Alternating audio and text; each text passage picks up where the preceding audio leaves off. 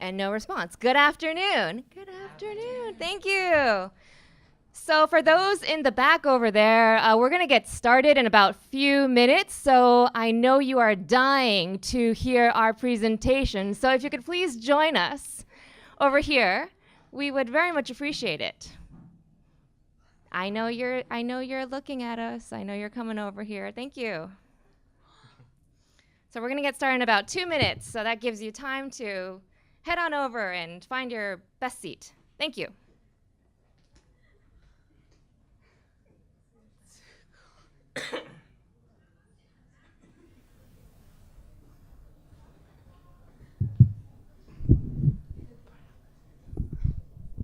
Okay, let's get started. Thank you again to the World Bosai Forum for having us. My name is Kaoru Utada Furuya with the Tomodachi Initiative with the U.S.-Japan Council. We have a special treat for you guys. We have 3 people who are alumni of the Tomodachi programs, as well as 5 people who are in the audience who are also alumni. We have all gathered together since yesterday to put together these special stories for you, so I hope you enjoy them. So just before we begin, I'd like to talk to you a little bit about what Tomodachi is. I know that most of you have probably heard about Tomodachi, but let me briefly explain. So we are a private-public partnership with the U.S. Embassy and the U.S.-Japan Council in Tokyo with support from the government of Japan. We started up in the wake of the Great East Japan earthquake and have been going strong since. So what we do right now, our mission, as it says right here, is that Tomodachi invests in the next generation of Japanese and American leaders through educational, cultural exchanges and leadership programs. So that's the kind of breakdown that we have. We started off with a lot of educational, cultural programs, but since then have been really transforming into leadership and now further alumni programs. Our demographic is that we have over 250 programs that we've done since inception in 2011 and have really expanded to have now over 6,700 alumni. That is a lot, of which you have 8 in this room right here, and 9 in this room right here, so I hope you get to talk with them afterwards. So we call ourselves the Tomodachi generation. That was actually a term coined by then Secretary of State Hillary Clinton, who said that together we want to create a Tomodachi generation that is deeply committed to the future of our relationship. So with that, the Tomodachi Alumni Leadership Program now builds upon that initial Tomodachi experience to inspire and empower the young people of Japan and America, giving them the experiences, skills, and confidence to achieve their dreams and contribute to a better world. So we hope to provide more skills building and a lot of these opportunities for them to share their experiences with you. We have 4 core values of alumni engagement. That is critical and innovative thinking, civic engagement, giving back to the community, workforce readiness to make sure that they're the global jinsai that people talk about, and connectedness and sustainability. We have 3 types of programs: signature programs, innovative programs, and partnership activities. Bear with me here. Now you're probably thinking, okay, what does this have to do with disaster resilience? I am here at a conference about disaster resilience. This is why. So out of these different sections, we have an innovative program section. One of them is a very important one. Tomodachi Alumni Disaster Resilience Training Program. This was actually a program that was first conceived in 2015 when the Sendai DRR conference happened here. At that time, many of you were already here probably, but you know that the women's voice was finally heard. But we kind of left thinking, well, I think there was a little bit more that we could have done with the youth voice. So that's why we decided to build this disaster resilience training program and focus more on youth. So today we have 3 speakers here with us today to talk about that. Just to briefly explain, it was a 2-day workshop that we held on these 4 different dates, Tokyo, Ishinomaki, Kobe, and Tokyo again, to really go in depth on how to prepare for the next disaster, but also how to volunteer well. And I'm sure everyone here understands the importance of volunteering well. Because of that, we were able to respond to 2 different disasters after that. The Kumamoto earthquake in April 2016 and the flooding in Kyushu in earlier this year. So with that, I would like to turn it to the 3 alumni speakers who are sitting here in front of you today. First, we have Shota Sakurai, who is originally from Fukushima. We have Chelsea Monteverde, who flew in yesterday 2 days ago from New Jersey. And we have Saba Shimokawa, from Fukuoka.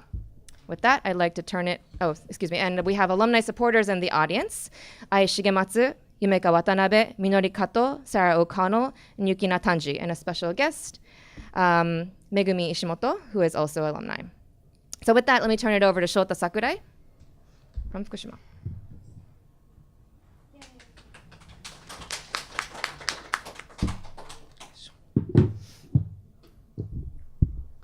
Hi everyone. Hi. Hello. I'm Shota Sakurai. I'm talking about enhancing disaster risk reduction awareness through creative approaches. So before I joined the Tomodachi Disaster Resilience Training Program, I couldn't decide if I was only interested in disaster risk reduction. Because I came from the Fukushima Prefecture, and I felt it was my responsibility, or if it was a genuine interest. So the reason why I joined Tomodachi program to let my feelings be clear. First of all, I ran Tomodachi program. First of all, I ran the importance of mental health and keeping awareness of disaster preparedness.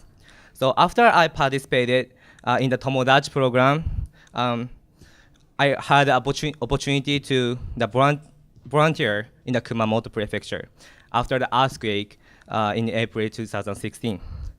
After that, I thought I should share this knowledge and experiences. So I went to the Philippines for a year to conduct a brand new disaster reduction program. Then I was staying in Philippines for an entire year as a staff of local NGO. While working at NGO, I was conducting disaster reduction activities by myself for the high school students to get them to become our disaster reduction leaders. So this allowed them to be a disaster reduction leader who can deal with a disaster by themselves, and they can help or support other people. I conducted these activities every month for 8 months. Those activities included the stress management, how to listen, the mental care, and how to be flexible and such. Most of the activities I conducted in the Philippines are based on what I learned from the Tomodachi program and the experience of the volunteer work in the Kumamoto. So I used the Tomodachi program to make a project model of the disaster reduction leadership training program, and help to increase disaster reduction participants. So now I'm in the process to make a new project in Myanmar and Indonesia, and continue to work in the Philippines. Then my mission is to create a brand new and fun disaster reduction project for all ages for the disaster from the countries in Asia. So disaster can occur anywhere, so we can prevent it, but we can reduce the damage. So even if we tell people how important disaster reduction is and do many activities, this is not enough. So we need to be more creative and more motivate people and with fun and interesting ways to reach our goals. So let's work together to make a world where everyone has necessary disaster reduction awareness to call future disasters. Thank you.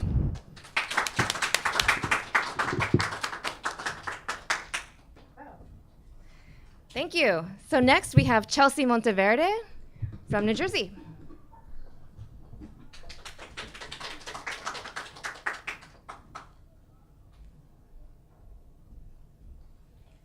Hello, everyone.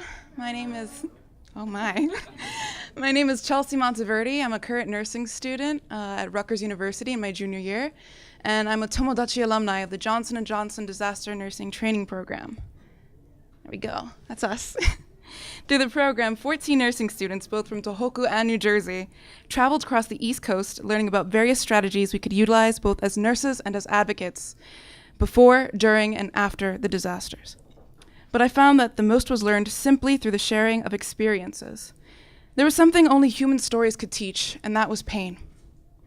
I heard many of the students' stories, along with the stories of victims of 9/11 and Hurricane Sandy, and it didn't take long to find a common thread running through all of them. The pain of a disaster has no borders. Each story of their own experiences of disaster were tinged with guilt. These feelings crossed borders, felt by both my Japanese peers and my American ones. And to my surprise, I found this common thread also running through myself. I remember one speech, one moment in particular. It was the night before one of the Japanese students was going to present. I had agreed to help her practice with her pronunciation the night before. She began with her own experience, stating how she had lost her home and a car during 3/11, but then quickly changed the subject to her best friend, and saying how much more her best friend had lost, explicitly stating that she couldn't even turn to her best friend to cry, because unlike herself, her friend had lost family members. After she shared her story, she shed a few tears, and I could see a small weight was lifted off of her shoulders. I began to wonder if this was the first time she had ever shared her story aloud, shocked that she was so apprehensive to share because of the situations of those around her. But then I realized I felt the same way too. A year prior, I had my own experience with a personal disaster. I was hospitalized for a year among children much sicker than myself, and I constantly battled with guilt whenever someone had asked me about my own experiences, believing I simply had no right to talk about them. A part of me thought I didn't even have the right to be in pain in the first place. I shut out others and I saved face. But when I heard her story that night, it was like I was face to face with a mirror, instantly forced to reflect. My own pain, my own fears, and my own guilt were here laid before me in this girl who had experienced something vastly different than myself. For her sake, and perhaps mostly my own, my mind grasped for something to say, anything that would validate our individual pains. And in that moment, I remembered something so basic, I couldn't believe I'd forgotten it. The very first rule of nursing: pain is subjective. Pain at its core is universal, but the experience is individual. Scars, no matter how small, will never heal solely because others have larger ones. I needed to tell my story, something I had not done since I had received my diagnosis, something I haven't even shared with my own family. This was all in hope that they would realize that no one should feel ashamed of their pain. Vocalization and storytelling are powerful tools during a disaster. They allow for recovery and empower both the storyteller and the listener. Sharing secures and validates. It builds resilience and it binds people together. And with each story told, there's a chance that someone will in turn benefit and share their own story with another. Pain is a shared emotion and an individual experience all at once, and every story has value in being shared. Thank you.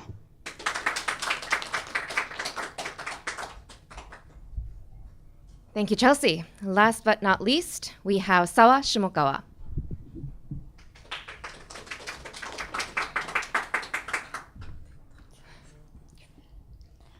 Hello, my name is Sawa Shimokawa, sophomore at Osaka University, and currently studying civil engineering and alumna of the Tomodachi Disaster Resilience Training Program. I'd like to share two stories with you about disasters, one story from Fukushima and the other from Hurricane Sandy, and then share my story of how this program has impacted me. First, let me introduce my friend Yukina Tanji from Fukushima. She learned the importance of community and leadership in disasters through her own personal experiences. When the 2011 Great East Japan earthquake hit, Yukina was with her parents. They lived on the 5th floor on the 9th-story building. Once the first round of shaking stopped, they rushed to escape, but her mother stopped. She knew that there are two people who needed additional support, an elderly woman who needed help working and a man in a wheelchair. The electricity was out, and the stair was only a viable option, So they went back and helped to carry them down those 5 flights of stairs. The lesson you can learn was the importance of community and leadership to care for others during time of disaster. Next, let me introduce Sarah Connell from New Jersey, who experienced Hurricane Sandy in 2012. She learned that taking action in the face of a disaster is a way to stop paralysis, that smaller concrete action will create a ripple effect. On October 28, 2012, Hurricane Sandy pushed into the shore of New Jersey and took out the electricity in Charlestown. She began by gathering food with her church and also helped physically rebuild houses. She also began connecting with community by listening to their stories. She realized that her small act of just being there had a much more profound impact that would ripple out beyond just this disaster. She now works and lives in Sendai and continues to work towards creating disaster awareness. Finally, let me tell you my story. Before I participated in the Tomodachi Alumni Disaster Training Program, I felt that I was outsider because I didn't directly experience the Great East Japan earthquake. However, from this program, I learned that I can still take action. Let me tell you about the 3 ways in which I did. 1. The power of listening. 2. Act as an intermediary. And 3. Power of bridges. This is directly tied to my study and future career. My field of study is to building bridges, but after coming back from the program, I saw the need to build more disaster-resilient infrastructures, and I started conducting research of the effect of tsunami on bridge pillars when I returned to my university. My focus has always been in building bridges, but from this program, I learned that there are 2 types of bridges I want to build. That kind of that is resilient to disaster in the physical form, and also kind that bridges people-to-people relations and beyond. Thank you for your listening.